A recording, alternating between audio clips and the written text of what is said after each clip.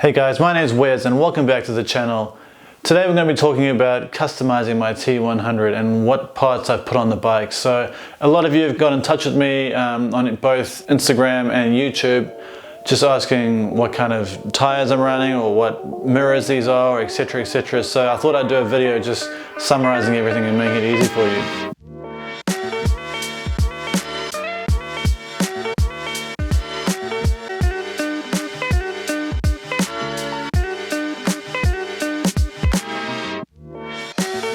Alright, so let's dive into the parts I have fitted on my motorcycle. So when I first bought the bike, it actually came with over $6,000 of custom parts fitted to the bike, which once, like I've said before, was fully in the previous owner's style. He'd wrapped the exhausts and put on cafe racer handlebars, which I found really uncomfortable and really extremely hard to maneuver the bike around as well. I swiftly took off numerous things and made it my own. One of the other things was that the tail taddy he had fitted to the bike was giving wiring issues, which was displaying as an engine error on my gauges, which is not ideal. Now fitted to the front we have the Triumph Headlight grille. It's a good little scrambler additive to make the bike feel a bit more like a scrambler. I'm considering maybe taking it off. I'm not sure if it really serves any purpose. I don't do enough gravel to have stones hitting the front headlight. It can also be a bit of a pain to clean. You got to get a little Allen key out and take off the bolts so you can take it off just to get all the bugs out of the headlight grille. So it's probably going to be coming off sometime this summer. Alright, so moving on from the headlight grille, we have the Triumph barrel grips, which are probably the comfiest grips I've ever had on a motorbike before.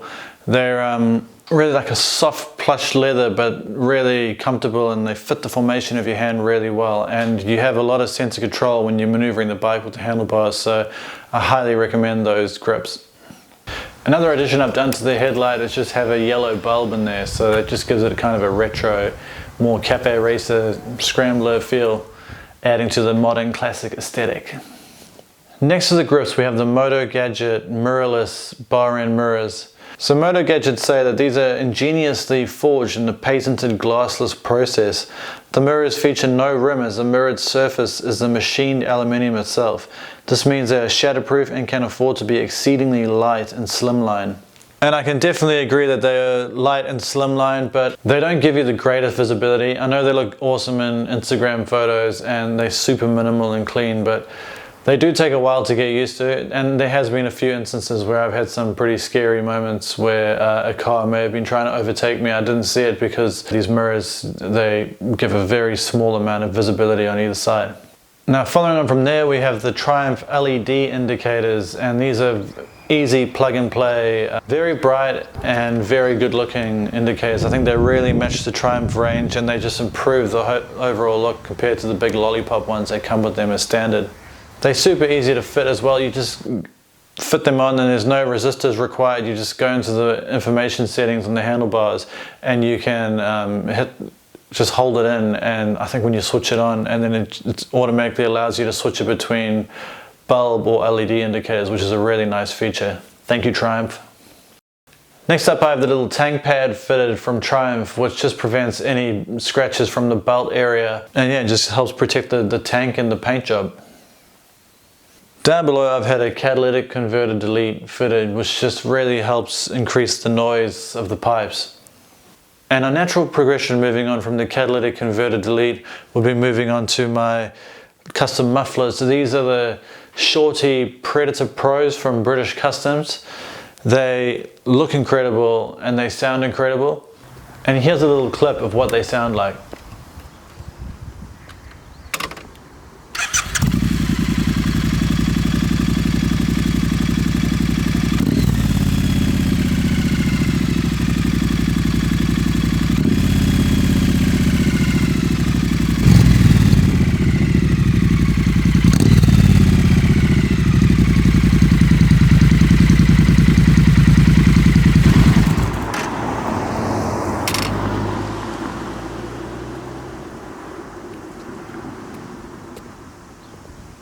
So as you can see in the footage, there is a lot of wear and tear happening on these exhausts. They don't tend to retain their matte paint job very well. I'm just doing everyday riding and they tend to be peeling off here and there just along the tips. As well as the metal casing that surrounds the tip of the left-hand pipe is actually coming off entirely, which I need to maybe get re-welded back on.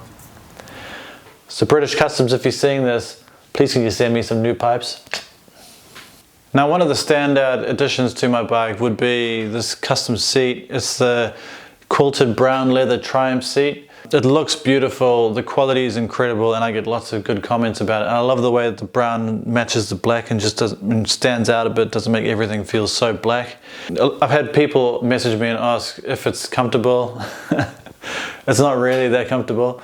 Especially on long distance rides, I'm doing a lot of standing because of getting the old numb bum syndrome. So I'd probably want to maybe eventually get a better seat for touring, but for now this is a great little seat just for everyday commuting and looking good.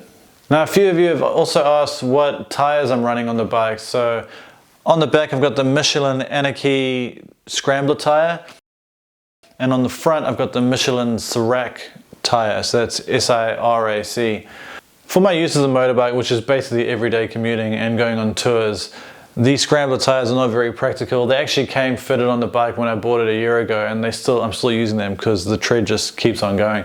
Yeah, they give quite a knobbly riding sensation when you're riding around town, and in the winter I had a lot of trouble doing some sharp corners because I felt like I was going to slide out the whole time, especially in the front with the Michelin Sirac. So I'm looking forward to putting on some Bridgestones or something in the next few months. You know how people say dogs look like their owners? Well, motorcycle customization is essentially the same thing. You're giving your two-wheel buddy a makeover that shouts you. It's not just about slapping on a fresh coat of paint or throwing on some decals. It's a full-on expression of your style and vibe.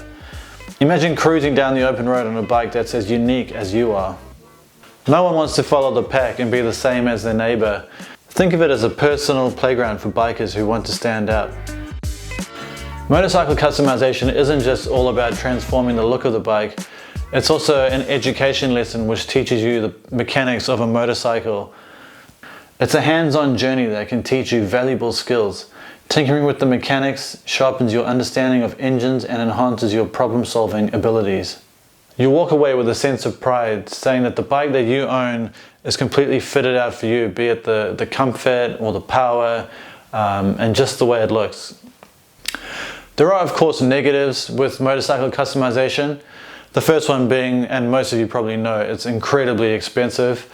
The second negative is when it comes to reselling the bike, if it's extremely customized, it's going to raise alarm bells for potential buyers, so they may wonder like, how much have you actually tweaked on the bike? Have you been chopping bits and pieces off the back, or have you been tampering with any wires that may affect mechanical issues later on down the line? And the last negative is it can void your warranty with certain dealerships. So if you've over customized it and something goes wrong, you won't be able to take it back and claim on that 3-year warranty or whatever comes with a brand new motorcycle. So you just need to take that into consideration. So in conclusion, motorcycle customization is a really great way to make your bike feel your own. Whether you bought it from someone else or whether it's brand new out the box, just getting rid of all those ugly stock parts that come with the majority of bikes, deliberately I think by the brands, with some better looking, more sleeker designed equipment. Thanks for watching. Please don't forget to like and subscribe, and I'll see you guys in the next video. Cheers.